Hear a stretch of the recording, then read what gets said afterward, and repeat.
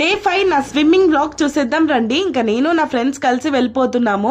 Day 3 swimming vlog ఎవరైనా చూడకపోతే కింద లింక్ ఇస్తాను, క్లిక్ చేసి వాచ్ చేసేసేయండి. అండ్ డే 5th రోజు నేను ఫ్లో అవ్వడం నేర్చుకున్నాను చెప్పాను కదా, ఆ ఫ్లో అవుతూనే కొంచెం hands movement and leg movement try చేస్తున్నాను.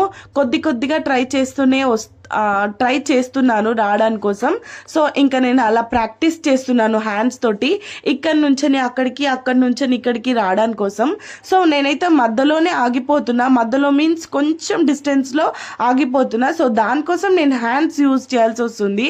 హ్యాండ్స్ యూజ్ చేస్తే ఇంకొంచెం ముందుకు వెళ్ళిపోతున్నా, మళ్ళీ అక్కడే ఆగిపోతున్నా. ఎంత లెగ్ మూమెంట్ ఇచ్చినా కూడా నేను ముందుకు వెళ్తలేనేమో అనే ఫీలింగ్ నాకు వస్తుంది. సో ఇంకా అందుకోసమని ఆ 5th డే రోజు మొత్తం అదే ప్రాక్టీస్ చేశాను.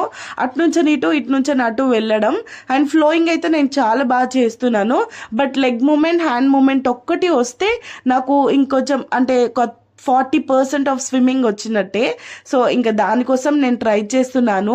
చాలామంది ఫస్ట్ డే సెకండ్ డే వచ్చే భయపడుతూ ఉంటారు లోపలికి వెళ్ళడానికి, బట్ నేనైతే కొంచెం డేర్ చేసి వెళ్ళాను. ఎందుకంటే అది నిల్చోవచ్చు, కొంతమంది నిల్చోవచ్చు అని తెలిసి కూడా భయపడతారు. బట్ నేను ఒకవేళ మునిగిపోతే నేను నిల్చుందాం అనే ఒక థాట్లో అలా నేను ప్రాక్టీస్ చేశాను. సో నా డే 5th వ్లాగ్ అయితే ఇలా అయిపోయింది. ఎవరికన్నా స్విమ్మింగ్ గురించి టిప్స్ తెలిస్తే డెఫినెట్గా కామెంట్ చేయండి, నేను వాటిని టిప్స్ లాగా తీసుకొని యూస్ చేస్తాను. Thank you for watching. Bye.